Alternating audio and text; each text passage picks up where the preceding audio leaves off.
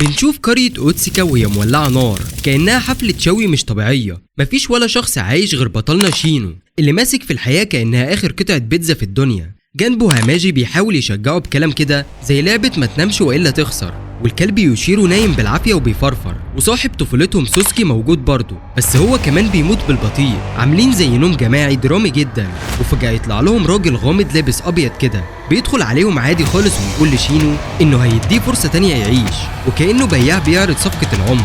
بنقفز 5 سنين لقدام، بنلاقي شينو وهاماجي وسوسكي قاعدين لوحدهم في مكان منعزل عايشين كأنهم طلعوا معاش بدري من حياة القرية. شينو دلوقتي عنده مرافق جديد اسمه موراسامي، طائر روح عنده لسان أطول من عقله. في يوم شينو كان قاعد بيلعب في البحيرة بهدوء، وموراسامي بيلاقي كائن غريب بعين واحدة شكله زي تجربة علم فاشلة. شينو اتفزع منه ورماه بعيد وهو بيقول بره من هنا يا عم، ورجع البيت عايز ينسى اللي شافه. في البيت هاماجي عمل له شاي، شينو شرب رشفة ووشه قلب ندم كأنه بيقول ليه وافقت اشرب ده. في الوقت ده سوسكي كان في القرية التانية مع صاحبه كينتا، الشاب الوحيد اللي عنده جرأة يتكلم معاهم. كينتا قاعد بيزوغ من اهله اللي بيزعقوا له عشان ما بيروحش المدرسة، وسوسكي بيدافع عنه بكلامه السلس. لما جه يمشي كينتا قال له وصلك، وقال لاهله انه رايح الكنيسة. وهما ماشيين ستات الحارة اللي قاعدين ورا الشبابيك بدأوا يتهامسوا، ده ملعون ده جاي من أوتسيكا اللي اتحرقت، بيعاملوه كأنه مصدر وباء. سوسكي ادى كينتا عقد صغير، وكينتا اخده بوش باين عليه ان العقد ده ممكن يكون لعنة في نفسه. لما رجعوا البيت كينتا بقى بيتلخبط ويتكسف وهو بيتكلم مع هاماجي كأنه مراهق بيكلم الكراش بتاعته. وفي نفس الوقت سوسكي شد شينو وقال له بحدة ازاي تروح الغابة لوحدك؟ وشينو بيرد ما كنتش لوحدي، كان معايا موراسامي. لكن سوسكا مصر الغابة يعني خطر. خلص الكلام. وبعدها كينتا وهو راجع شاف نسخة من شينو بتندهله من الغابة. فجأة العقد اللي معاه رن كأنه جرس انذار، والنسخة دي اختفت فورا. الموضوع بقى اغرب لما الكنيسة استدعوا شينو غالبا عشان عينيهم على موراسامي، وهم بيتكلموا الكائن الغريب بعين واحدة رجع تاني، بس المرة دي بقى حجمه ضخم جدا. وفي نفس الوقت ريو ساتومي اللي هو الراجل اللي أنقذ شينو من 5 سنين وأخوه كونامي قاعدين بعيد يتساءلوا هو ليه محدش سايب العيال دول في حالهم يعيشوا حياتهم العجيبة. اليوم اللي بعده جم ناس بيقولوا انهم من الكنيسة عشان ياخدوا شينو وسوسكي، لكن شينو قال لهم مش هتمشوا خطوة ونزل فيهم ضرب. بيكتشفوا ان دول مش من الكنيسة اصلا، دول تابعين لجوكو ال5 ثعالب، عصابة بعتها كونامي عشان يخطفوا العيال. في البيت كينتا جه يجري يقول لهم الاخبار، مش بس شفت الدوبلير الغريب ده، لا كمان 3 من اهل القرية اختفوا. شينو وسوسكي حذروا كينتا ابعد عن الغابة وما تجيش عندنا تاني، فكينتا اتعصب جدا وحس انهم بيطردوه من حياتهم. قام خلع العقد ورماه على الارض وجري. سوسكي جري وراه بس كينتا مش عايز يسمع. بعدها سوسكي رجع لقى شينو راح يدور على كينتا بنفسه، فسوسكي على طول اتحول لكلب يوشيرو. شينو لقى كينتا متكتف في شباك عنكبوت ضخم، والست اللي شافها كينتا قبل كده راكبه وحش بيجذف شباك. سوسكي دخل في اللحظة الصح، وشينو عمل حركة بطل انمي، خلى موراسامي يتحول لسيف وضرب الوحش بضربة واحدة نظيفة. سوسكي قال له وهو بيضحك وانت مع موراسامي محدش يقدر يقف قصادك. بس الفرحة ما كملتش. لما رجعوا البيت اكتشفوا ان الثعالب خطفوا هاماجي. الابو بتاعهم بقى قاعد يحكي عن الاساطير، الزعيم بتاعهم بقى قاعد يحكي عن اساطير في وحوش سحرية وبيوت قديمة والكنيسة عايزة تتحكم فيهم. سوسكي قرر على طول بكرة الصبح طالعين العاصمة الامبراطورية عشان نرجع هاماجي ونفهم ايه اللعبة دي. المشهد بيقطع على هاماجي وهي عايشة حياتها في قصر كونامي كأنها في اجازة 5 نجوم، بيتدلعوا عليها كأنها زعيمة. وفي العاصمة شينو وسوسكي وصلوا اخيرا، استقبلوهم ناس من الكنيسة، وفجأة بيطلع ريو ساتومي قدامهم زي العم اللي مش فاكرينه بس تحس انه شفته في فرح زمان. شينو عرفه على طول بس سوسكي واقف تايه. ساتومي قال ببساطة أنا المسؤول عن أولاد أوتسيكا الناجين، ووش سوسكي قلب في لحظتها أنت بتقول إيه؟ وشينو بيوضح له وبيقول له ده واحد من جماعة الوحوش السحرية عادي يعني. ساتومي أخدهم على فندق كينو، وشينو كالعادة مندفع ساب كل حاجة وجري يتفسح في المدينة من غير ما ياخد باله إن الكائن بعين واحدة راكب معاه زي الراكب الخفي. وهو ماشي اصطدم بواحد اسمه كوبانغو بيتخانق مع رهبان من معهد جوز أخته. الراجل عايز يحرر جوز أخته جينباتشي، لكن الرهبان مصممين ده مش أخوك ده شيطان. أبوه جه وهدى الدنيا وقال للرهبان اسفين يا جماعة، بس بعد كده بصوا لقوا شينو واقع ومغمى عليه. شافوا علامة غريبة على دراعه وقالوا خلاص ناخده معانا للبيت. شينو لما فاق بلع الاكل اللي قدامهم كأنه مكنسة كهربائية. كوبانغو اتصدم وقال هو انت ما اكلتش من سنة ولا ايه؟ في الاخر موراسامي ومعاه سوسكي في هيئة يوشيرو جم اخدوه مشيوا، وكوبانغو كان هيتشل لما شاف فاتورة الاكل اللي شينو دمره. ساتي هو اللي انقذهم من 5 سنين وقت ما القرية بتاعتهم ولعت واتحرقت كلها، ومن ساعتها شينو حاسس انه مديون له باللي عمله. تاني يوم العصابة بتاعتنا سوسكي وشينو وهاماجي وكانامي قاعدين طالعين يتمشوا كده كأنهم في فسحة سياحية. شينو كان نفسه يتكلم مع ساتي بس الراجل كان مشغول او قاعد بيشرب شاي وكان بيخطط لشيء محدش عارفه. في الناحية التانية كوبانغو كالعادة عامل دوشة المرة دي داخل على القاعدة العسكرية وبيزعق وبيطالب يعرف اخوه جينباتشي حصل له ايه. العساكر ما صدقوا، مسكوه رموه بره زي الكيس الفاضي وقالوا له اخوك اتشال من الخدمة عشان اخد اجازة مع الشياطين من غير اذن. وطبعا مين اللي يقع عليه كوباناغو اول ما اتشال؟ ايوه شينو تاني. كوباناغو سحب شينو وسوسكي على فندق امه، وهناك قعدوا ياكلوا لحد ما بطنهم هتنفجر كانها اخر وجبة في حياتهم. في الوقت ده هاماجي وكانامي ما يعرفوش العيال اختفوا فين. هاماجي عاملة نفسها مش قلقانة، بس كانامي مش مصدقها خالص. بعد ما شينو وسوسكي خلصوا اكل لحد ما معدتهم قالت كفايه، شينو سأل كوباناغو انت ليه دايما عامل مشاكل وبتضرب في الناس؟ كوباناغو رد بمنتهى البرود المعهد بتاع شيجيتسو مسكوا اخويا جواه عادي يعني، وكأن الموضوع مش كارثه. بالليل شينو وسوسكي قرروا يواجهوا ساتي اخيرا في اوضته. سوسكي دخل في الموضوع على طول، انت جبت لنا العاصمه ليه؟ شينو وسوسكي وشهم وقع من الصدمه، دي جواهرهم اللي ضاعت من زمان. وطلع ساتي هو اللي كان ماسكها من البدايه. لكن ده مش كل حاجه، في كمان 6 جواهر تانية في العالم، وساتي عاوزهم يطلعوا رحله سعي ورحله كنوز عشان يلموهم. شينو رد عليه وقال له يا عم العالم كبير جدا واحنا نلاقيهم ازاي؟ لكن سوسكي كان متحمس وقال انا معاك. ساتي وصاهم ان الموضوع يفضل سري جدا، كانهم فرقه تجسس سريه مخصوص عشان تجيب الجواهر. في نفس الوقت في معهد شوجيتسو ابو كوباناغو راح يتوسل لسيرون بسبب جينباتشي، بس سيرون قاعد يقول لا انا مستمتع وانا بعذبه. ولما الضربه ما طلعش نتيجه قرر يقلبها تعذيب نفسي، قام جاب سيره نوي اللي ماتت ودي كانت الشراره. جينباتشي اتحول لشيطان بالكامل وبدا يكسر ويدمر في المكان كله، قتل رهبان كتير وخلى سيرون واقف مذهول. ايه ده خرج عن السيطره قوي. جينباتشي وهو في هيئه الشيطان خرج يجري في الشوارع زي ما يكون بيدور على ضحايا. شينو وسوسكي كانوا راجعين الفندق، فجاه لقوا جينباتشي قدامهم والناس كلها بتجري مرعوبه. شينو قال تمام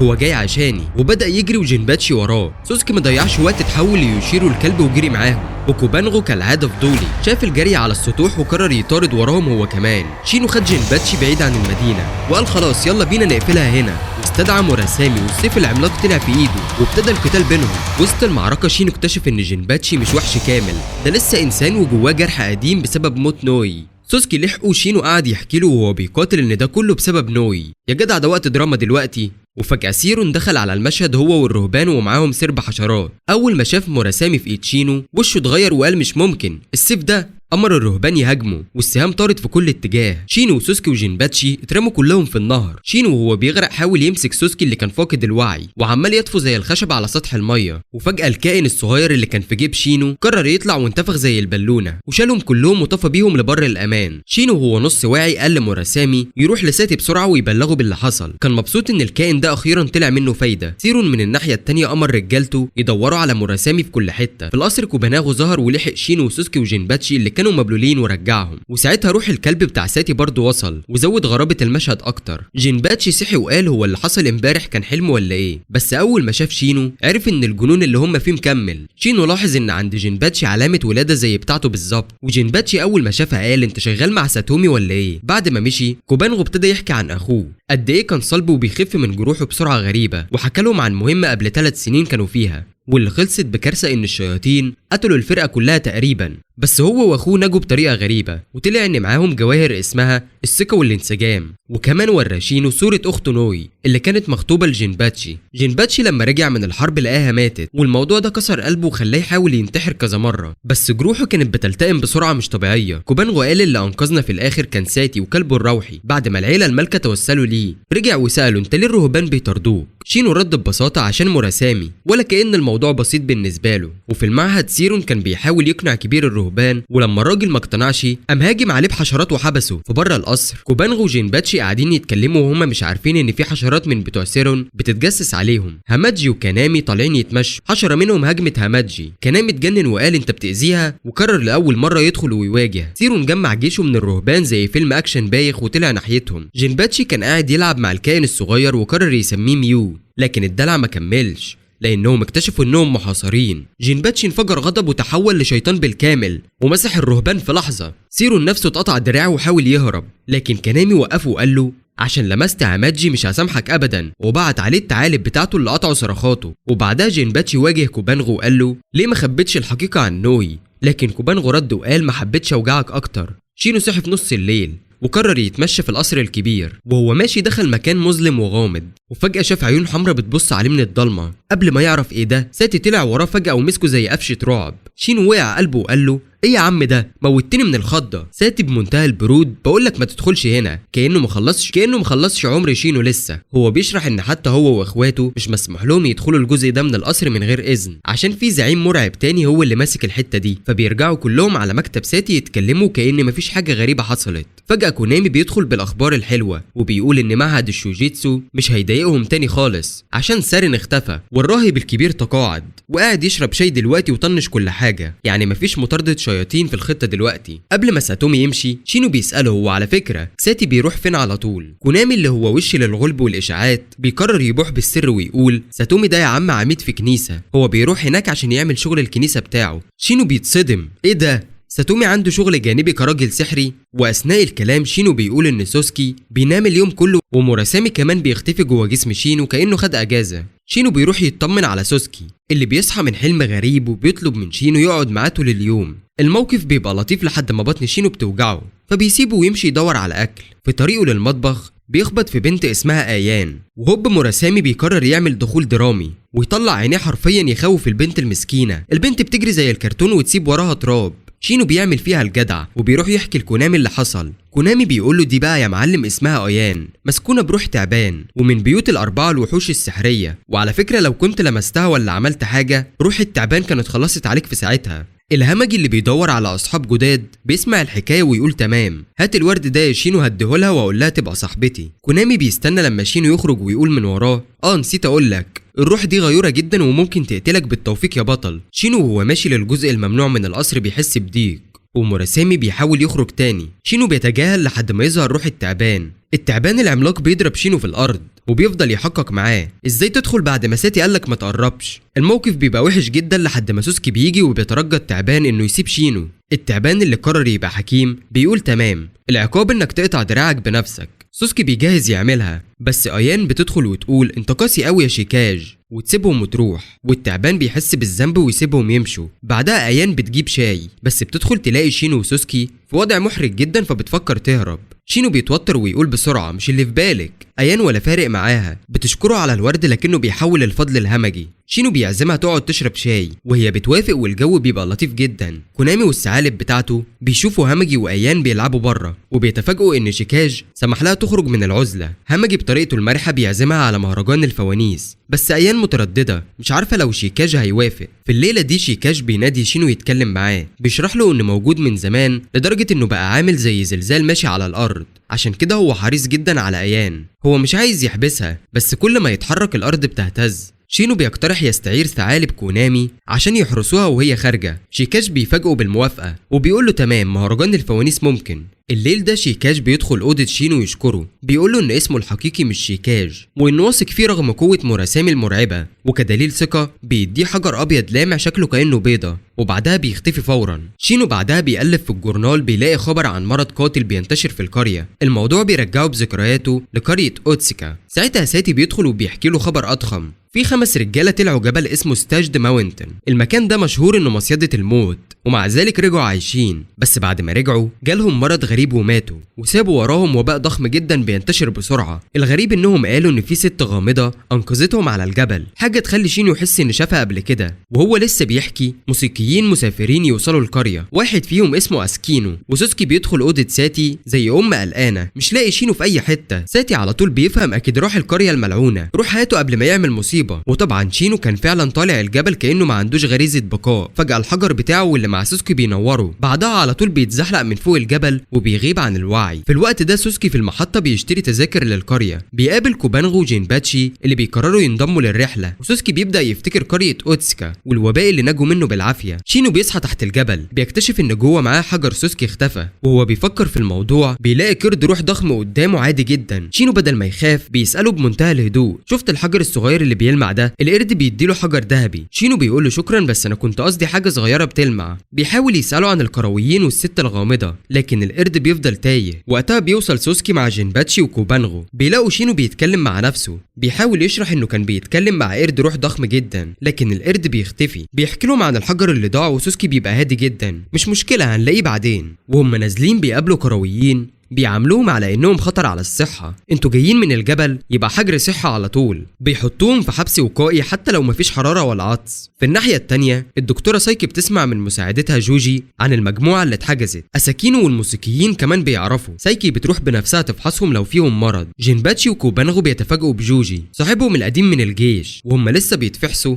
اساكينو بيبص من شباك الزنزانة. اول ما بيشوف سوسكي بيترعب ويصرخ ده اللي مسح عيلتي كلها. الجو بيتوتر جدا. بس بعد الفحص سايكي بتطلعهم بره وتاكد انهم مش مرضى. بتاخدهم يقعدوا لحد الدنيا ما تهدى. طبعا شينو دماغه شغاله في مغامره جديده. شينو قرر يدخل في مهمه جديده يدور على الجوهره الضايعه بتاعت سوسكي. سوسكي بيحاول يقنعه يسيب الموضوع، بس كالعاده شينو دماغه ناشفه وما بيقبلش اي كلام. وهو خارج بيقابل اساكينو اللي ساله انتوا هتفضلوا هنا لحد المهرجان ولا ماشيين؟ شينو قال له هنقعد لحد ما الاحتفالات تخلص. سوسكي كان بينظف شويه كده لحد ما سايكي ظهرت علشان تدردش معاه. بتقول له انهم غالبا نجوا من الجبل بسبب ان قرد الروح عنده ضعف ناحيه الاطفال ومحبش يقتلهم. في الوقت ده جوجي لقى الحجر الذهبي اللي القرد اداه لشينو، واللي شينو كعادته نسيه ورماه في الزنزانه. برافو يا شينو. بالليل سوسكي كان قاعد لوحده في قاعه الكنيسه. فجاه ساكو دخل عليه وهو متعصب وعايز ينتقم. من غير مقدمات اتهم سوسكي انه اللي مسح عيلته من على وش الارض. شينو دخل في اللحظه دي وشاف منظر مرعب. اسينو ماسك سيفه وبيسحبه من كتف سوسكي كانه بيعمل له حجامه بطريقه عنيفه. شينو اتعصب وطلع مراسامي. سوسكي وهو ماسك كتفه وبيفكر في كل غلطاته حاول يشرح لاساكينو ان ده مش هو،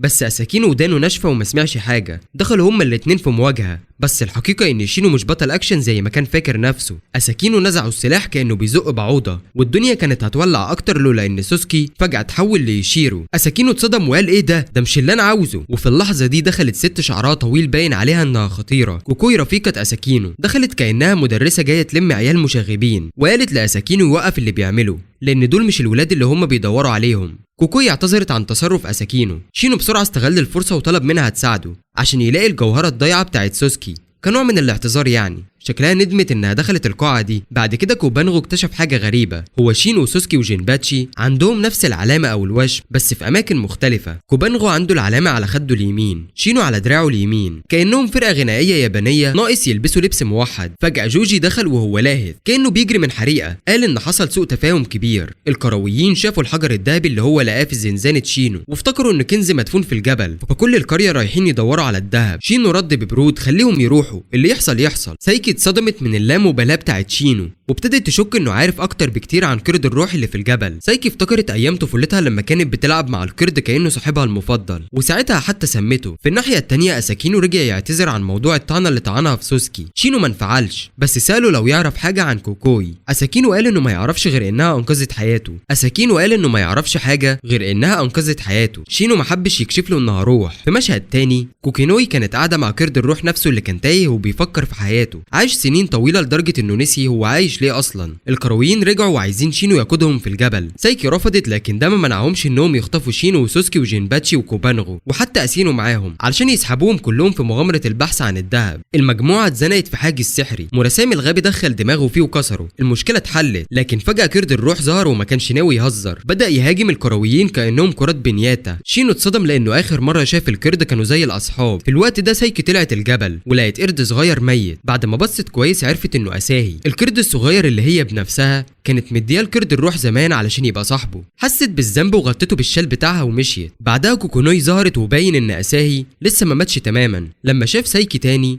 القرد الكبير اخيرا قدر يرتاح ويمشي بسلام، وهي بترفع جثته لقت جواه جوهره سوسكي الضايعه. وفي الوقت ده قرد الروح لسه بيدمر الجبل. شينو ساله ليه بيتصرف كده. القرد قال له ان كل اللي كان بيحميه انتهى تماما ومش شايف اي فايده من بقائه عايش، ومش شايف اي فايده انه يفضل عايش. شينو رد وقال له انا مش زيك، لسه عندي ناس محتاجاني. القرد قال انه هيسمع بس للطفل اللي خلاه يوعد انه يحمي الجبل. وفجأة سايكي ظهرت وقالت الطفل ده هو انا، ونادته بالاسم اللي هي سمته له زمان، شينو نومي. شينو طلب منها تحاول ترده لعقله بس سايكي قالت له اعمل اللي انت عايزه، الجبل بتاعك، انا فرحانه بس اني شفتك تاني. القرد اتأثر ووقف التدمير، رجع السلام تاني. سايكي قالت له ان المره الجايه هيشوف ابنها. كلام غريب جدا. بعد كده الكل رجعوا القريه. القرويين سالوها عن الناس اللي اختفوا لكنها سكتت. بالليل شينو عرف اكتر من مفاجاه. جينباتشي وكوبانغو طلعوا شياطين. اليوم اللي بعده المجموعه سابت القريه وراحت العاصمه. وفي مشهد فلاش باك في واحد واقع في التلج وبيقول انه مش عايز يموت لانه لسه عنده اخت محتاجاله. الزمن بيعدي وبيظهر انه لسه عايش وبيسافر في نفس القطر اللي شينو وسوسكي راكبينه. شينو وسوسكي قاعدين في الدرجه الاولى كرجاله شيك. بينما جينباتشي وكوبانغو قاعدين في الدرجة الاقتصادية. قعدوا مع شاب شكله جاد وعينيه بتحدق في شينو كأنه شتم أمه. فجأة الدنيا مطرت. سوسكي طلع الجاكيت علشان يغطي شينو. شينو بدأ يتكلم عن التلج في عز الصيف. الشاب بصله باستغراب لكن بعدها فعلا بدأ ينزل تلج. الولد اتصدم وبعدين دخل واحد سكران. شينو استخدم عينه السحرية ورماها عليه لحد ما خاف وجري. سوسكي دخل في اللحظة المناسبة وصب مية على العين لحد ما بقت زي بالونة. الولد لسه في صدمة خصوصا بعد ما شاف العين دي، بس الرعب ما وقفش هنا لأن راهب دخل القطر علشان يطرد الأرواح، وبمجرد ما دخل روح خرجت من الولد وضربت الراهب في شظية التلج. شينو وهو نعسان عرفها على طول وقال الأميرة التلجية. الولد اتصدم. انت تعرفها؟ شينو قال له انه كان يعرفها زمان وكانت بتغني له في الشتاء بس اختفت فجأة. وبعدين كشف له ان الاميره ضحت بحاجه غاليه علشانه، بس قبل ما يقول ايه هي اشارت ليه يسكت. شينو وسوسكي عرفوا نفسهم كمان. بعدها سوسكي سال شينو هي ضحت بايه. شينو قال له الحقيقه الاميره التلجيه ضحت بصوتها الجميل علشان تنقذ دويتسو. زمان كانت بتغني اجمل اغاني الشتاء لكن دلوقتي خلاص مش هتغني تاني. عملت كده عشان هو يرجع لاخته. الليله رجعوا نزلوا ام كوبانغو وهناك هاماجي قررت انها تروح مدرسه بنات داخليه. ده معناه ان سوسكي وشينو هيضطروا يشتغلوا علشان يزوروها. قبل ما تمشي ادت سوسكي طرد وقالت يخلي شينو يسلمه لانه شكله شبه البنات وسهل يدخل المدرسه. بالليل كده شينو اخد الباكج وطبعا اول حاجه عملها فتحه وبص جوه بيلاقي فيه 3 كتب مليانه طرق وافكار لقتل الناس كانها كراسه ازاي تبقى قاتل ناجح في الصيف. شينو وقف محتاس. هو هاماجي عاوز الكتب دي في ايه؟ هو احنا دخلنا مدرسه قتله ولا ايه؟ سوسكي البوديجارد الوفي وصل شينو لبوابه المدرسه بس رفض يدخل معاها لانها مدرسه بنات وهو مش عايز يكسر القوانين. في الوقت ده هاماجي كانت بتتظبط في الاوضه بتاعتها في السكن. فجاه الباب يفتح وتدخل بنت كده زي العاصفه وتقول انا سوزو زميلتك الجديده في الاوضه. هاماجي فرحت قوي انها لقت صاحبه بسرعه كده. فجاه مراسامي السيف السحري وصديق شينو بيدخل زي الهوا ويقول شينو مستنيكي بره مع باكج مريب. بتاخد الكتب وتجري لكن شينو وهو ماشي حس ان في حاجه غلط. ولسه سوسكي سامع صوت صرخه رعب كانها طالعه من فيلم هوليوود قديم. بيجري سوسكي يلاقي شينو واقع ساكت. اتخض شاله وجري على بيت كوبانغو. الصبح شينو فاق وقام يعمل دراما. انا شفت شبح يا جماعه وبدا يرسمه. بيطلع رسمه عروسه قطن كيوت كده تخلي الكل يقع على الارض من الضحك. بس كوكينوي الوحيده اللي خدت كلامه بجد وقالت له انا محتاجه اكتر من خربشات علشان اصدقك. في المدرسه هاماجي ماشيه في الطرقات وبتخبط في روري اللي بتبص لها ببرود. انا عارفه انك خرجت امبارح بالليل. روري بتحذرها في حارس غامض بيحرس المدرسه محدش شافه قبل كده شبه قصص العفاريت اللي بتتقال. في الناحيه التانيه اساكينو بيقترح يحققوا في اللي خوف شينو بالليل. شينو رفض في الاول بس بعد ضغط وافتكاره ان هاماجي لوحدها وسط الغرايب وافق وهو متردد. اول ما دخلوا المدرسه كلهم حسوا ان في عيون بتراقبهم. بيلفوا يلاقوا دبدوب غريب نصه ارنب ونصه دب بيعرف نفسه وبيقول لهم انا ربير. هنا بقى اساكينو وسوسكي صدقوا ان شينو ما كانش بيتهيأ له. ربير كان متنرفز. انتوا كاسرين قوانين المدرسه مفيش حيوانات مسموح بيها هنا. وسوسكي في شكل كلبه طبعا كان مشكله. فجاه ربير بيطلع بوك من ايده كانه زيوس بيزعق والعيال جريوا بالعافيه. شينو واساكينو جريوا كانهم في سباق جري لكن سوسكي رجع لشكله البشري وبدا يهدي في ربير بالكلام الحلو. الموضوع هدي شويه وربير اعترف ان هو الحارس اللي كلهم كانوا مرعوبين منه. تاني يوم هاماجي في طريقها للفصل بتقابل روري تاني. هاماجي بتقول لها انها لقت سوزو زميلتها في الاوضه. روري بتديها قنبله انت المفروض تبقي لوحدك في الاوضه اصلا. هاماجي جريت على الاوضه لكن بتلاقي مفيش اي اثر لسوزو بس ربير قاعد منبطح على السرير. الصدمه ربير كان متنكر على شكل سوزو. كل ده عشان شينو كان اتمنى ان هاماجي يبقى ليها صاحبه. فالدميه الشبحيه اتحولت لزميله اوضه عشان تحقق الامنيه. كده اتحل لغز ربير. بعدها ساتي جيب خطه لسوسكي عاوزك تمثلني في كنيسه في احتفال سحري. الموضوع شكله فاخر لكن في الحقيقه مجرد ناس مرضى مستنيين معجزه. شينو كمان اتسحب معاهم لانه مش بيروح مكان من غير دوشه. وهناك ست شعرها ذهبي وعيونها ذهبي قعدت جنب شينو وكانهم اصحاب قدامى من زمان. مع انهم اول مره يتقابلوا اتكلموا شويه ولما قامت تمشي شينو اداها ميداليه وقال لها دي هتحميكي اعتبريها ضمان اسطوري. في نفس الوقت اساكينو ماشي في الشارع لمح واحد شبه اللي بيدور عليه من زمان. جري وراه لكن جينباتشي وقف له لابس زي الجيش. على ما خلص من جينباتشي الراجل اختفى كانه ساحر. وبعدين لقطه كده لاساكينو وهو بيتمرن بالسيف في الجنينه كانه بيمثل في فيلم قتالي. شينو بيتفرج واساكينو بيعرض يعلمه لكن شينو بيرفض. فجاه بيساله هو سوسكي عنده اخوات ضايعين؟ سوسكي كالعاده قال له معرفش ذاكرتي بايظه. اساكينو بيدخل في مود درامي انا لازم اقتل الراجل ده لانه شبهك قوي يا سوسكي. شينو لاحظ حاجه غريبه في حاله اساكينو. كوكينوي اعطت قلبها لاساكينو عشان تنقذه لما لقيته بيموت. قلبها كمان قلب اميره شيطانيه وطلع معاه جوهره حكمه سحريه. وفي نفس الوقت شينو وسوسكي راحوا كنيسه قديمه يساعدوا هناك. شينو اول ما شاف راهبتين بريئتين جري كانه شاف عفريت وساب سوسكي يتصرف. وهو في الشارع شينو قابل جينباتشي واتفسح معاه. اساكينو جه وكل حاجه ماشيه لحد ما السيف موراسامي حس بالخطر. فجاه راجل غامض ظهر ووقف الزمن. اساكينو متجمد مش قادر يتحرك. الراجل ده وقف يكلم شينو بكلام غامض عن ذكرياته وهو صغير، وبعدين اختفى والزمن رجع طبيعي. بالليل شينو جري على اوضه ساتي يصرخ: في راجل غريب بيطاردني. ساتي بكل برود قال له: بالمناسبه سوسكي نص روحه مفقوده، واللي بيعمل الفوضى دي هو النص التاني، لو ما رجعش نصه بسرعه روحه هتتسحب للجحيم، واللي ماسك روحه دلوقتي هو تمسكك بيه يا شينو. شينو رجع للكنيسه لقى سوسكي، قرر ما يحكيلوش عشان ما يزودش همه. وفي الناحيه التانيه اساكينو مكمل مطارده رغم تحذيرات كوكينوي ان ده زي بيطارد خيال. كوهاكو بالفعل وافقت تدي عينها الذهبيه للراجل الغامض اللي قاعد فوق السطح، ومعاه ست تانيه غامضه، وهم بيتكلموا عن شينو كانهم يعرفوه من وهو صغير. اساكينو رجع ماسك شينو من ياقة هدومه: انت تعرفه؟ شينو كان محتار وقال ما اعرفش، بس لو في مسابقه شبه بعض انا وسوسكي هنكسب.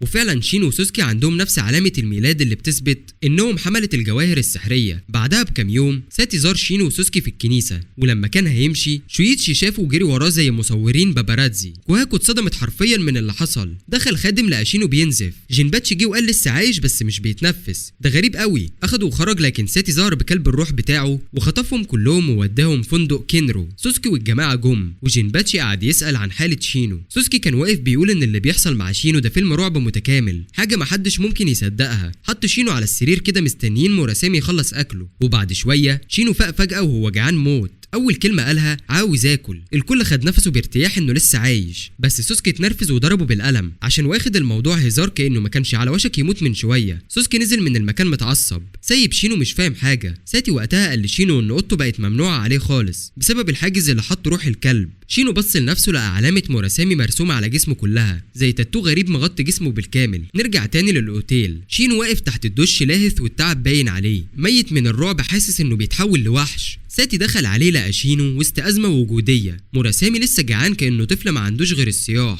شينو بدا يسحب دم من ساتي عشان يشبع هويه موراسامي اللي ما بتتمليش. في الاوتيل شينو فاق وقال انه عنده خطه انه يروح للان. ساتي وقفه وقال: لا، قوتك عامله دوشه كانك فرقه نحاس في حفله صامته، بمعنى ان منظره الجديد ملفت بشكل مرعب. شينو تجاهل كلامه وقرر يروح لسوسكي في الكنيسه. هناك سوسكو كان ناوي يكلم كوهوكي، بس فجاه لقاها طالع لها جناحات كانها داخله مسابقه طيران. وفجاه ساتي دخل وقال: خلينا نتكلم عن موضوع الامنيات. كوهيكو صرحت انها كانت عايزه تفتكر عيلتها وتعرف ليه ما انقذهمش. ساتي قال لها الحقيقه: قريتك كانت خلاص اتبهدلت لما وصل، الصدمه كانت قويه جدا. الجناحات كملت وظهرت، وشينو دخل وقتها. كوهيكو اتفاجئت بشكله الجديد، وهو اعتذر وقال لها انه اسف انه خلاها تفتكر ماضيها. طلع سيفه وقال لها انها مش وحش، بالعكس هي شبه الجنيات الجميله. وبضربه اخيره انهى عذابها بطريقه شاعريه حزينه. بعدها سوسكي لقى شينو قاعد تحت شجره مسترخي كانه في اجازه الصيف. راح يجيب شاي ويوري الهمجي شكله الجديد. رجع لقى شينو رجع تاني لطفل صغير، شكل التحول بتاعه بيخلص بعد وقت. سوسكي قعد يهز راسه وقال: شكلك ده اوثق من حربايه في محل دهان. بعتوا لساتومي وقالوا له يجيب شينو، وهو كان مش متحمس. شينو عايز يغير جو. خرج يتمشى في المدينه، فجاه لقى ظل سوسكي في زقاق ضلمه. الظل ده بدا يتكلم معاه ويقول: احنا واحد، نفس الشخص باختلاف بسيط. وقال له ذكريات ما يعرفهاش غير سوسكي. ساعتها شينو فهم ان الظل واخد ذكريات سوسكي كمان. الظل اعترف انه كان بيجمع اعضاء من الناس، عين كوهكو وقلب كاسانو، زي واحد بيعمل تجميعة رعب. خد شينو في حضنه وسرق حاجه من جيبه. بعدها شينو سأل سوسكي عن الذكريات اللي الظل قالها، وسوسكي فعلا افتكر واتأثر جدا. رجعوا الاوتيل والثعالب قالوا لهم ان في ناس من الكنيسه حاولوا يخطفوا شينو بس كونامي خوفهم، وقالوا كمان ان ساتي في مقر الكنيسه يمكن بيخطط لحاجه. في نفس الوقت همجي مش عارفه انها فخ يستدرك شينو. روح ساتي الكلب اللي هي ياتسو فوزا لحقهم وقال لهم في حاجز منعهم يدخلوا، لكن موراسامي قطع الحاجز زي ورقه مبلوله. رئيس الكنيسه ماستر فينجان كان بيتفرج ومبسوط كانه بيتفرج على مسلسل تركي مباشر. جوه كونامي وهمجي كانوا قاعدين متوترين. الحاجز وقع، وكونامي حذرهم ان الحارس بتاع الكنيسه ليليث جاي عليهم. قالوا عنها انها قويه لدرجه ان حتى الكائنات السحريه بتخاف منها. شينو قابل ليليث اللي هجمت عليه كاعصار غضبان، بس شينو صدها بسيفه، ودي حاجه ما كانتش متوقعاها. ليليث حبست شينو بسحر، لكنه هرب بخدع الدخان ووصل لساتي. ليليث لحقتهم وسالت ساتي عن شينو، بس ساتي خبى ريحته بروح ياتسو. فينيجان دخل وقال ما تقلقيش هيتقابلوا تاني. وبعدها شينو وسوسكي انقذوا همجي وخرجوا. رجعوا الاوتيل واكتشفوا ان كل واحد فيهم معاه جوهره. شينو حاول يشيك على الجوهره بتاعته، لقاها مش موجوده، افتكر ان الظل سرقها منه. ست غامضه بتتكلم عن اسطوره الجواهر الثمانيه. زمان الاميره فيوز جمعت 8 محاربين عشان يهزموا الشرير تاموزا، كلهم ماتوا بس الجواهر فضلت معاها امنيه انها ترجعهم تاني. والست اللي بتحكي القصه طلعت قاعده على السطح مع الظل. وبعد كل ده ماستر فينيجان قرر يفاجئ ساتي والفرقه بزياره مفاجاه. لما شخصيه كبيره بتظهر فجاه يبقى وراها سر. طلع انه مستني شحنه عرايس كان طالبها. كلف ساتومي يدور عليهم، وساتومي وزع الشغل على جين وباتشي وشينو وسوسكي. الفرقه انطلقت للجبل عند عيله إنامورا. الطريق كان كله اشجار كرز، منظر خرافي حرفيا. قابلوا راجل قاعد تحت شجره، سالوه عن البيت، دلهم بكل هدوء، وسوسكي شكروا كانهم ما خدوش الطريق من متشرد. وصلوا بنت اسمها هيناجين استقبلتهم، وهي بنت إنامارو. طلعت طبيعيه جدا. دخلتهم يقابلوا اخوها داياك، قال لهم ان العرايس لسه مش جاهزه. ابوهم اختفى فجاه قبل ما يكملها. داياك قال انهم دوروا عليه ما لقوش ليه اي اثر. شينو انفعل وقال له ليه ما كملتش الشغل بنفسك. داياك بص له بصه تكهرب اللي ما يتكهربش ومشي زعلان. هنا جينو قالت لهم يباتوا عندهم. بالليل داياك حاول يشتغل على العرايس بس فشل، كان محبط جدا. حكى ان ابوه الاصلي ظهر فجاه وطلبه يرجع عشان معاه فلوس. ابو إنامارو اداله عرايس ورشاه عشان يمشي. داياك اتصدم وكان حاسس انه تافه. الليل جه وشينو لقى عروسه قطه ولعب بيها. بعدين خرج واتخبط بكره في دماغه، ولما بص لقى عيل صغير بيجري لابس كيمونو. تتبع اثره ولقى كوخ مليان عرايس. شاف عروسه معينه خلت الذكريات بتاعته تفوق. هنا جينو شافته وحكت له ان ابوهم كان اسطوره في صناعه الدمى، والعروسه دي كانت تحفه. رجع شينو لداياك واداله الكوره، وداياك افتكر انه كان مديها القطه كان عايش معاه. القطه اختفت فجاه في يوم، وهو افتكرها راحت تموت بعيد. الليل جه والولد الصغير ظهر تاني في الغابه بيغني، وفجاه غصن كرز وقع. ساعتها داياك حس انه اتقتل. ريح قويه هبت والفرقه خرجت لقت الولد بيصرخ. سيبوا داياك في حاله، وتحول لقطه قدامهم. جين باتشي اتحول لشكل شيطاني يرعبه. لكن قبل ما يحصل قتال ظهرت قطه تانية سودا اسمها كويادي، ووبخت جين باتشي عشان بيخوف القطه الصغيره. والموضوع قلب لدراما قطط. وسط ما الكل كان متلخبط في نص المصيبه بتاعت القطط دي، الراجل اللي كان ظاهر قبل كده فوق شجره الكرز طلع تاني، والمره دي اتكشف سره. الراجل ده اسمه ناشي هينازوكا، وده مش اي حد كده والسلام. والقطه السودا اللي ماشيه معاه دي روح القط بتاعه. وطبعا طلع ناشي واحد من ال4 بيوت بتوع الوحوش السحريه، اسم كبير ومرعب. بس بصراحه اللي بيتفرج بقى مش عارف يعد ويجمع مين تبع مين من كترهم. بعد حفله الكرز والقطط الميته والعرايس المرعبه اللي حصلت، ناشي فضل واقف في بيت داياكاكو كانه ما عندوش مكان يرجع له. العصابه كلها اتلمت حواليه وسالوه ايه اللي جابك هنا وليه لسه قاعد، بس هو ما ردش بحاجه واضحه. شينو كالعاده دماغه شغاله زي المحقق كونان، وبدا يحس ان اشجار الكرز دي مش طبيعيه. طلعت مش مجرد زينه ولا رومانسيه، دي كانت حاجز سحري معمول حوالين البيت. طب وليه تحمي بيت مليان عرايس؟ حاجه مرعبه بجد. جوه البيت داياكاكو كان عقله بيفك شويه شويه. فرع شجره وقع فجاه زي فيلم مرعب رخيص. شينو حس ان الاشجار دي ماتت خلاص، وبسرعه طلع سيفه وقطعها كلها.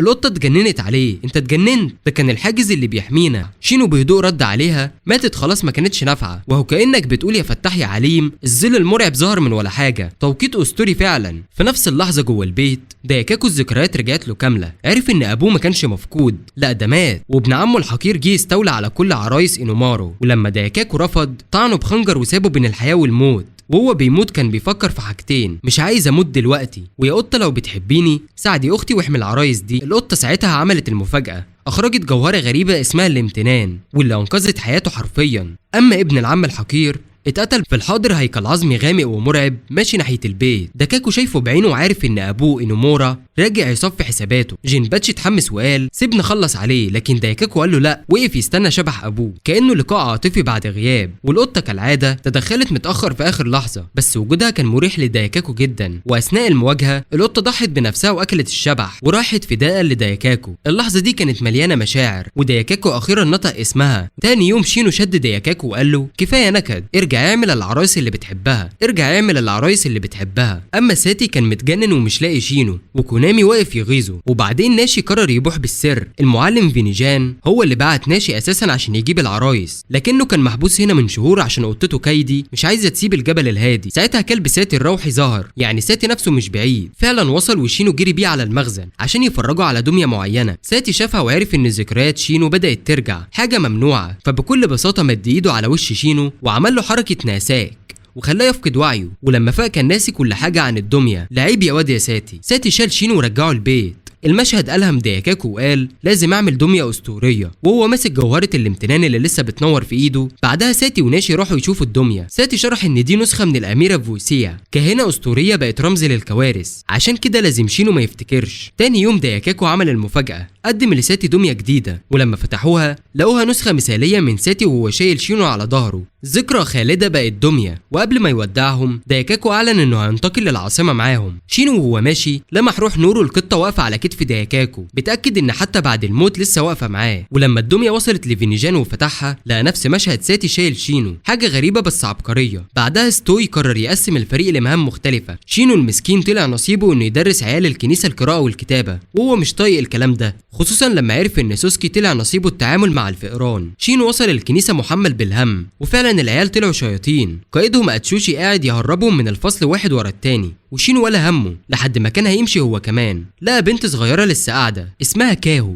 البنت دي عيونها غريبة جدا، نظرة تقيلة مليانة سر، طلبت منه يقرأ لها كتاب. شينو حكى القصة لسوسكي بعدها، وسوسكي صدمه ان البنت دي عمياء بس بتحب الحكايات والقصص جدا، وهو فرح انها بدأت تتكلم مع شينو. شينو قعد يجيب لها نسخة جديدة من الكتاب بتاعها عشان اللي معاها ناقص صفحات. في يوم وهو ماشي وقف عند كشك اكل صاحبه دايكاكو، الراجل خلاه يجرب طبق جديد. شينو طلع ناقد اكل رسمي، بعدها بيوم رجع ولقى الطبق متعدل وبقى تحفة. الراجل اتبسط وطلب من شينو يسمي الاكلة. شينو بقى مشهور كناقد طباخ. اما كاهو فسألته ازاي الواحد يقدر يفتكر حد وهو مش بيشوف، سؤال فلسفي حرفيا عقده طول الليل. حتى ناقشه مع سوسكي اللي قال له ان كاهو اتثابت وهي طفلة قدام بيت متعة، ملهاش عيلة ولا ذكريات ولا حتى صورة في دماغها. اليوم اللي بعده وهي قاعدة مع شينو تحت الشجرة طلبت منه يكتب اسمها، كتب لها وفهمها معناه. فرحت جدا. باقي العيال جم وطلبوا نفس الشيء لحد ما اتشوشي اتنرفز وداس برجله على الكتابة. شينو فقد اعصابه وضربه بالقلم على وشه. الولد عيط وصرخ صرخة ملهاش حل. ساعتها سوسكي ظهر وقال ايه ده في ايه؟ شينو من غير ما يرد مسك ايد كاهو ومشي بيها، وبعدها رجع لكشك الاكل تاني، بس المرة دي لقى بنت الراجل ومراته. لما سأل على صاحب المحل مشيوا بسرعة من غير كلام. بعد شوية ام كوبانغو قالت لسوسكي واللي معاه صاحب الكشك مات من شهر، يعني شينو كان بيتكلم مع شبح طول الوقت. وفي لقطة غريبة سوسكي قعد مع كاهو يشوي بطاطا وبيضحك معاها، وبعد ما مشيت حط ايده في النار وكأنها مية. اسكت خض وقال انت بتعمل ايه يا مجنون؟ سوسكي بهدوء قال له ما بحسش بألم من 5 سنين وبخف بسرعة جدا، عادي يعني. بعد ايام سوسكي عمل حفلة صغيرة في الكنيسة عشان عيد ميلاد كاهو واتشوشي. العيال لعبوا وانبسطوا، وشينو قعد مع كاهو جوه يعلمها كلمات جديدة. اتشوشي دخل عليهم ومعاه كيكة وسأل شينو اسمك معناه ايه؟ شينو رد بهزار وقال له معناه شخص عطوف ومش عامل زي اسمك انت خالص. اتشوشي كده باين عليه بدأ يتغير شوية، عمل نفسه بيتأسف على انه كان عيل شقي متعب. بعد الحفلة ما خلصت شينو وسوسكي ودعوا الناس، والعيال كلهم خرجوا يلوحوا ليهم بايديهم وهم ماشيين، بس كاهو ما طلعتش معاهم، لا وقفت ورا وسابت الباقي يودعوا. وفجأة خبطت في ظل سوسكي، بس المفاجأة ان ده ما كانش سوسكي نفسه. الصوت واحد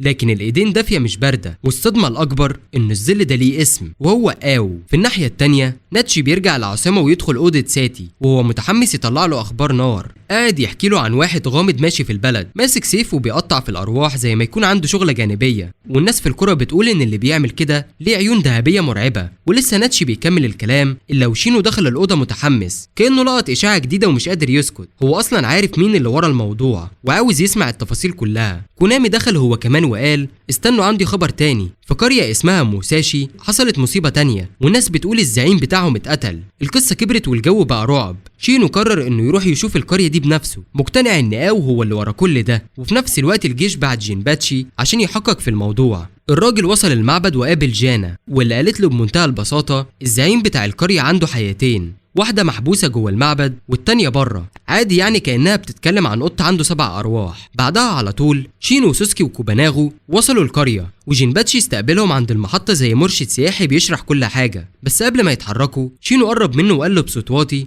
اسكت عن موضوع آو والجوهرة اللي معاه، الموضوع شكله مش سليم. وهم ماشيين في القرية الملعونة جينباتشي بدأ يحكي لهم يا جماعة في أسبوع واحد حصل 8 وفيات غريبة جدا، والناس كلها بتحط التهمة على جانا الساحرة اللي عايشة هنا، معاها 2 حراس بيخدموها تاكانوبو وساكي، وكمان كلبها مات النهاردة وده زود الطين بلة. طبعا العصابة بتاعتنا قررت يستلموا المعبد بالليل، وسوسكي كعادته حب يستعرض فغير شكله الكلب ودخل معاهم. جانا أول ما شافته قالت هايل كلب جديد بدل اللي مات، وقعدت توريله العلامة اللي على رجلها كأنها تاتو روحي. الصبح تاني يوم شينو كان مقتنع ان آو مستخبي في القرية، وفي نفس الوقت شويه كرويين غضبانين جم للمعبد يزعقوا لجانا ويقولوا لها احنا مش فاهمين انت موجوده ليه، لو مش بتحل مشاكلنا يعني. جانا كانت حاسه انها وحيده ومحدش مقدرها. فجاه العلامه اللي على رجلها طارت وبدأت تهاجم الكرويين زي وحش، قتلت منهم كتير ومفضلش غير واحد حي. شينو لقى آو مستخبي في الغابة وبدأ يكلمه، بس في نص الحوار طلع أساكينو ومعاه ضغينة قديمة وبدأ يهاجم آو.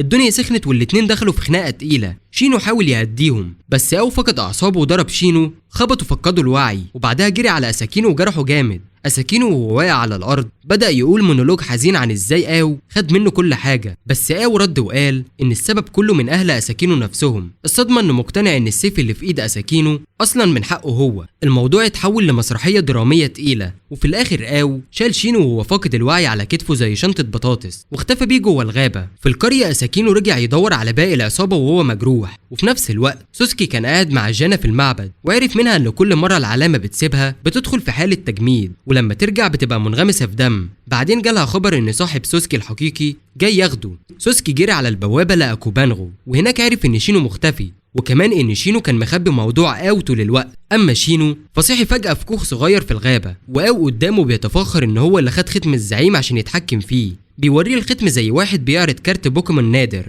وفي اللحظة دي سوسكي كان واخد سيف أساكينو ومستعد يواجهه. المواجهة حصلت، سوسكي ضد آو. شينو حاول يوقفهم بس آو ضغط عليه وقال له اختار واحد فينا. شينو اتلخبط جدا، شايف ان الاتنين زي بعض. آو جرح ايد سوسكي جرح وحش، وهنا شينو اتعصب وبدأت طاقة مراسامي تطلع منه، وفجأة جانا نفسها ظهرت في شكل تنين أسطوري. المنظر وقف الكل. القصة كملت بدراما كبيرة. جانا في صورة التنين حكت ان هي ونصها التاني كانوا واحد من زمان، لكن البشر فصلوهم، وبعد صراع طويل شينو في الاخر اخد جانا جواه عشان يرتاح، بس آو لسه بيخطط انه يبقى زعيم الارواح وياخد قوة اكبر. بعد كده جانا اللي في صورة الاميرة كانت خلاص مش قادرة، وقررت انها عايزة تبقى انسان عادية. بمساعدة شينو وجينباتشي اتحقق اللي هي عايزاه وخرجت من لعنة الزعيم. شينو عرض ان آو ياخد الختم بدلها. آو وافق طبعا، بس بيهدد شينو انه هيجي اليوم اللي يخليه يدفع الثمن. وفي النهاية العصابة رجعت للراحة في الفندق، بس ناتشي دخل عليهم متوتر جدا، بيدور على القط الروحي بتاعه كايدا. القط ده كان عامل نفسه نينجا ومستخبي في البلدة القديمة، وهو بيتسحب بين السطوح فجأة وقع في مصيبة. وحش آكل الظلال طلع له والتهم ظله في ثانية. كايدا انفزع وبدأ يزعق للوحش كأنه هيعتذر له ويرجع له ظله. بعد شوية شينو راح على كونا، وهناك لقى كايدا قاعد مسترخي مع أم كوبانغو، والست كده عادي كأنها بتحكي أي حاجة. قالت له إن جينباتشي هو اللي لقى القط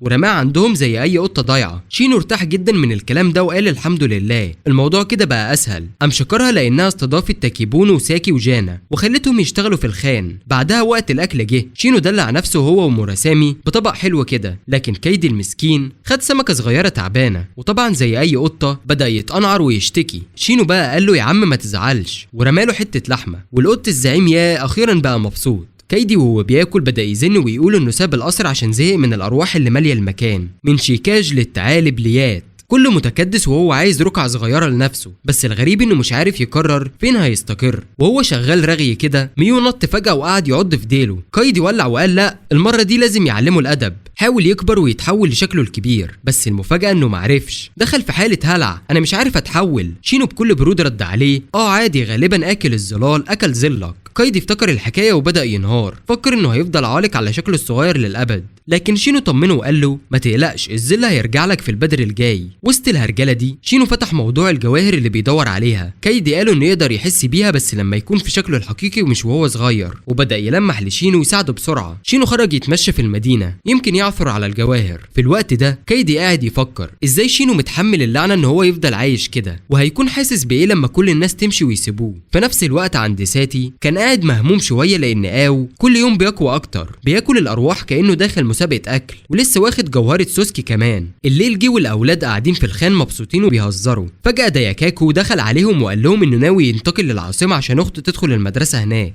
زي حلم كبير في المدينة. كايدي بقى ركز في اهم حاجة وقال لشينو كده عادي، عارف ان دايكاكو معاه جوهرة. دايكاكو اتصدم، ايه ده انا شايلها زي لعبة صغيرة مش واخد بالي انها مهمة. وطلع فعلا كل الشباب اللي قاعدين معاهم جواهر، شينو وسوسكي وجينباتشي وكوبانغو واينو ودلوقتي داياكاكو، بس جوهرة سوسكي لسه مع آو. شينو كده بقى ناقص له 2 بس. الليل ده شينو خد كايدي وخرجوا تحت ضوء القمر، استخدم نفسه كطعم عشان يطلع اكلين الظلال، واول ما ظهروا هددهم وقال لهم يرجعوا ظل كايدي. اتخضوا من غضب غضب ورجعوا الظل بسرعه. كايدي رجع لشكله الاصلي وارتاح. شينو بعدها قال له انا لازم اكمل ادور على الجواهر. وهنا خدنا فلاش باك عن كايدي وناتشي. اتضح ان ناتشي مش كان سيد كايدي الاصلي، اخوه الكبير يوري هو اللي كان المفروض يبقى سيده، بس يوري ما كانش بيؤمن بالارواح اصلا، فطنش كايدي كانه نبات في البيت. كايدي اتضايق وسابه وراح لناتشي، وبعد شويه يوري مات. بس ناتشي عمره ما زعل ولا اخد موقف، بالعكس طمن كايدي وقال له انه فاهم ليه عمل كده. الكلمه دي لمست قلب كايدي جدا. قام نط على حجره وقعد يخرخر زي القطط السعيده لحد ما الاتنين قعدوا فوق كرسي وكسروه. بعدها دوسيتسو قرر يروح العاصمه شويه. نزل من القطر زي اي سائح تايه وسال على احلى مكان هناك. طبعا كل الطرق بتؤدي لخان كونا. وصل وهو لسه بيدور ولقى شينو وسوسكي في نص خناقه كرات تلج. شينو اول ما شافه فرح ورمى التلج وجري يسلم عليه. شينو قعد مع الاميره التلجيه والدنيا لطيفه، لكن دوسيتسو قال لهم سبب زيارته الحقيقيه بيدور على اخته المفقوده موتسوكي اللي شعرها احمر زيه.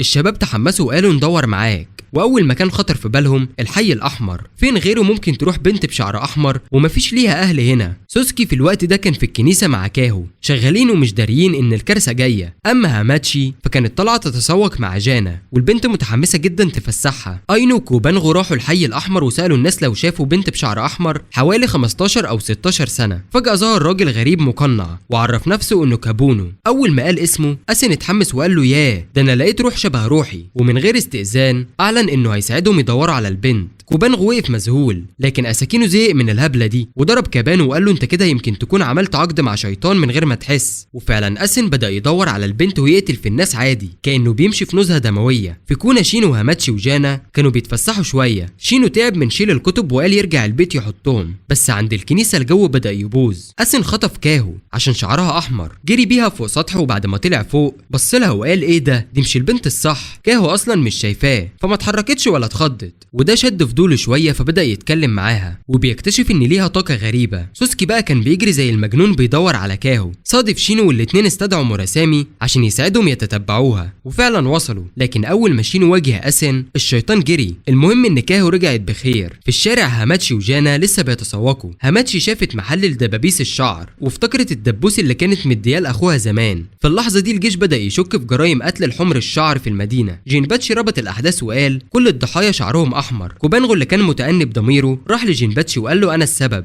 ممكن اتحول لشكل شيطان بالليل وادور عليه. جينباتشي قال له تمام استنى الليل. وفي وسط ده اسن هاجم دوسيتسو عشان شعره كان احمر، بس لما شاف الاميره التلجيه جنبه اتوتر وهرب. بعدين شاف هاماتشي وقال دي يمكن تكون هي. حاول يخطفها لكن دوسيتسو والاميره انقذوها. الاميره اتنرفزت لانه جرح دوسيتسو وجمدت دراعه وكسرته قطع. اسن جري يجر ايده، وهنا المفاجاه دوسيتسو شاف هاماتشي وعرفها على طول انها اخته الضايعه. شينو وجانا جم في اللحظه دي وشافوا اللقاء العاطفي. دوسيتسو قال لها انا اخوكي، لكن هاماتشي انكرت وقالت انها ما تعرفوش. شينو استغرب وقال لدوسيتسو مش كنت نفسك تشوفها؟ اجري وراها بقى. دوسيتسو اخيرا فهم وجري وراها وادالها الدبوس اللي كانت مديهوله زمان وقال لها انه كان محتفظ بيه طول عمره. هاماتشي اتأثرت واعترفت لشينو بعدين انها فعلا فاكره انه اخوها، بس خافت تكون نسيت وعدهم القديم. بالليل كوبانغو تحول لشكل الشيطان ولقى اسن لسه قاعد ينوح على ايده من غير اي رحمه. اكله بالكامل. الصحاب رجعوا الخان سهروا وضحكوا واكتشفوا مفاجاه جديده. دوسيتسو كمان معاه جوهره، كده بقوا 7 ناقص واحده بس. ساتي بقى قال لشينو خبر غريب، ولد من قريه ايكورا اسمه اكيهيكو اختفى من سنه بالظبط وهو بيجمع جذور الجرز لام المريضه، لكن رجع دلوقتي وما كبرش يوم، وكمان تصرفاته غريبه، فطلب منه يروح يشوف الحكايه. شينو وسوسكي راحوا، واول ما وصلوا المدرسه سجلت شينو كطالب جديد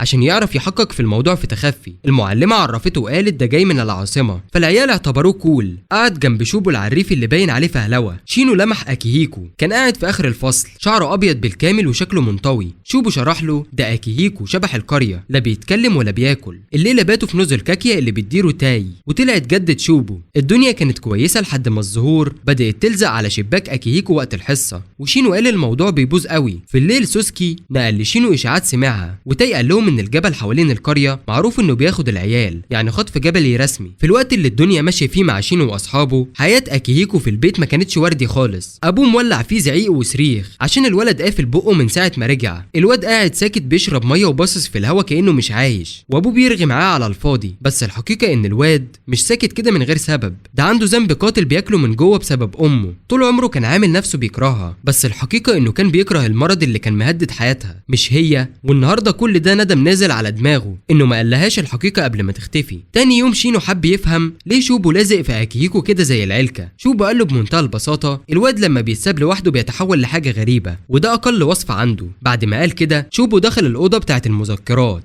وساب شينو هو اللي يقعد يحرس الولد. وساعتها بقى حصل العجب، الارض طلعت منها نباتات كده فجأة، ومسكوا وحاولوا يشدوا اكيهيكو لكن الولد رفضهم، وفجأة النباتات كلها اختفت كأنها ما كانتش. في نفس الوقت مين بيجي ينور القاعدة عند الأوتيل غير شوداي الراهب، الراجل اللي شينو وسوسكي قابلوه قبل كده في القطر. أول ما شافه متنرفز وصرخ في تاي اطرديهم بره، لكن تاي طنشته وقالت له إنهم جايين بأوامر من ساتي. شوداي اتغاظ وبدأ يلزق ورق تعويذ في كل ركن من الأوضة اللي موجودين فيها. شينو وقفه، هو أنت بتعمل إيه؟ بس شوبو هداهم وقال ما تقلقوش الراجل ده كويس، ده أنقذ حياتي قبل كده، ومن يومها وهو بيرعاني زي عم فاضي بيلزق تعويذ. وفي وسط كل ده أكيهيكو اللي في المستشفى من زمان قررت فجأة كده تروح تشوف ابنها. راحت البيت لقيته قاعد في الجنينة في البرد متجمد زي الشبح. وفي الجبل شينو وسوسكي وشوبو راحوا يدوروا على زهرة اسمها زهرة الأجراس، ودي المفروض عندها قوة علاجية. شينو كان متأكد إن أكيهيكو طلع الجبل عشان يجيبها لأمه. وصلوا هناك لقوا الأزهار طالعة ومزهزهة مع إن مش وقتها خالص، والأغرب إنها بتهمس بكلام غامض عن تنفيذ وعد. وفي نفس اللحظة أكيهيكو أخيرا اتكلم بعد صمت طويل، جري على أمه وحضنها وقال لها إنه مبسوط لأنه شافها. وأبوه طبعا دخل في الأحضان عشان يعملوا عيلة كاملة. سألها عن مرضها، قالت له إنها بخير ومش محتاجة أزهار ولا حاجة. فجأة الواد اتحول لتراب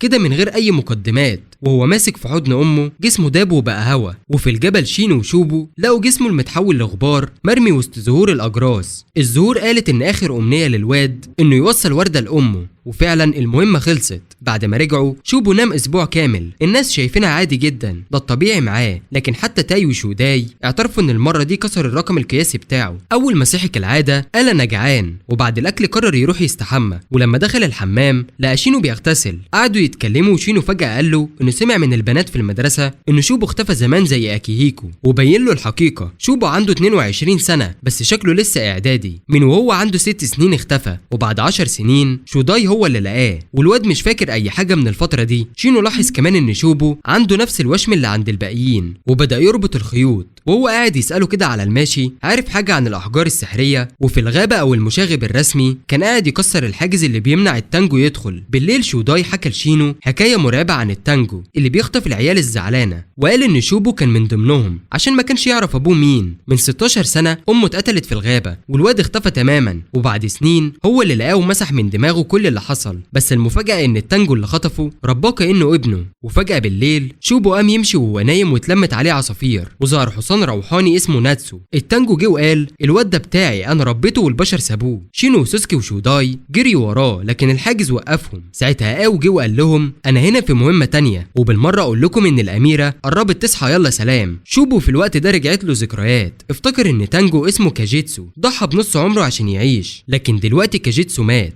او شبه ميت. وهنا شوبو قرر يديله طاقته تاني، لكن هيزوكي تانجو تاني جه ومنعه. قاو اتعصب وهاجم، وشوبو وقف قدام الضربه واصابته سيف في بطنه، الدم مغرق المكان. وفجأة من جرحه طلع الحجر السحري، والاحجار كلها حوالين العالم بدأت تنور كأنهم عاملين ديسكو جواهر. هيزوكي خطف الحجر بسرعه قبل ما قاو ياخده وضربه بريح طيارته. شوبو صحي يزعق له انت بتعمل نفس اللي عمله كاجيتسو. وهيزوكي بكل برود الاهالي دايما كده بيضحوا ويحرجوا عيالهم. المصيبه قاو ولع الجبل كله، الحيوانات بتجري جواه زي المجانين، وشوبو وهيزوكي بيحاولوا يهربوا بسرعه، لكن قاو ظهر تاني وقتلهم. هيزوكي اتطعن بس حبس قاو في نار وهرب بشوبو. ناتسو الحصان الطاير خد شوبو وطار بيه بعيد، بس الواد وقع ونبت له جناحات فجأة. في الآخر شوبو رجع الجبل ينقذ الحيوانات والطبيعة، وفعلا طفوا الحريقة. لكن لما رجع يدور على هيزوكي لقى بس بركة دم، افتكر انه مات وبدأ يعيط. شينو حاول يطبطب عليه وقال له على الأقل أنقذت الجبل، لكن الحقيقة أو كان شايل جسد هيزوكي ووداه للأميرة. وطلع هيزوكي في نفس حالة كاجيتسو، نايم في سبات مش ميت. والاميره مبسوطه ان خطتها لسه ماشيه عشان لسه في حجر ناقص وهو معاها. في الاخر شوبو قرر ينضم لشينو وسوسكي عشان يصطادوا آو ويجيبوا الاحجار كلها، وفعلا كده بقى معاهم ال8. بس المفاجاه ان حجر سوسكي ناقص، وشينو كالعاده لم نفسه. وسط ده كله دايكو قام وقال عندي حاجه اوريها لكم، وطبعا الكل افتكر انها حاجه تقيله جدا. دايكو فجاه بيقلع العصابه اللي على دماغه ويفجر المفاجاه المرعبه، عنده عين تالته في نص جبهته. كل الناس واقفين مصدومين، والقاعه كلها مليانه قرف ورعب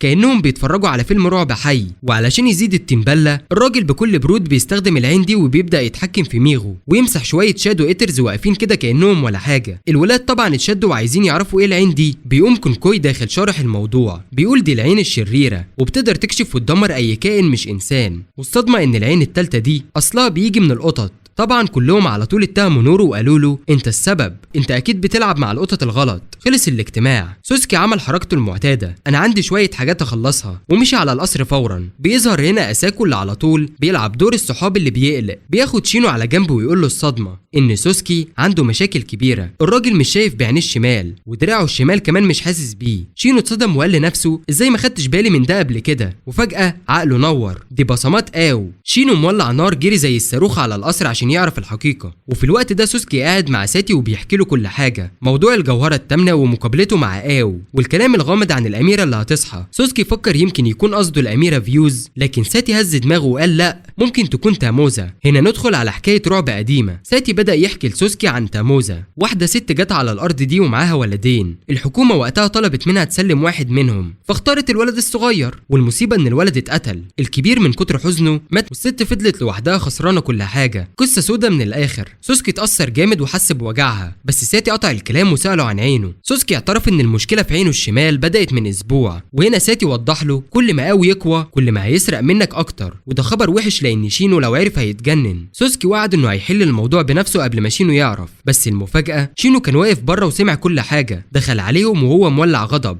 وصرخ في سوسكي ليه ما قلتليش. شينو كان هيجري يدور على آو، لكن سوسكي مسكه وقال له انا اللي هتعامل معاه مش انت. اليوم اللي بعده شينو كان مسترخي في اوضته، جاله شيكاج وقال له يروح يقعد مع اياني لانها لسه بتفوق من دور برد. شينو وافق، بس اياني بنفسها قالت انا تمام، دواء هاماجي خلاني زي الفل. قعدوا يتكلموا عن مغامراتهم الاخيره، وبعدين شيكاج كالعاده قرر يمشي بشكل غريب. شينو وهو ماشي نصحه نصيحة كأخ، سيبها تعيش حياتها، ما تحبسهاش من كتر خوفك عليها. وفي نفس الوقت كونامي جري على سوسكي مرتعب ومرعوب وقال له فينيجان عندنا في القصر، الحق اطرده قبل ما يتلزق. سوسكي كالعادة الجدع انقذ الموقف وخلص القصر منه. لكن المفاجأة ان شينو وهو طالع يعتذر لسوسكي قابل فين على السلالم. فين بكل هدوء قال له عندك نفس عيون امك. الكلمة دي فتحت عند شينو ذاكرة قديمة، وفجأة وقع على الارض فاقد الوعي. جريوا بيه نامي وسوسكي على اوضته. شينو حلم انه طفل ماسك ايد اخوه وواحد غريب بيردد قصيدة. لما فاق لقى ساتومي بيكمل القصيدة. شينو سأله انت عرفت الكلام ده ازاي؟ لكن ساتومي ما جاوبش، بدل ما يرد شرح له ان الجواهر بتختار اصحابها ومش هيسيبوا اي حد فينا يموت غير لما يحقق غرضه. وهنا الحقيقة وقعت على دماغ شينو، الجوهرة بدأت تختار آو بدل سوسكي. فجأة سوسكي وقع على الارض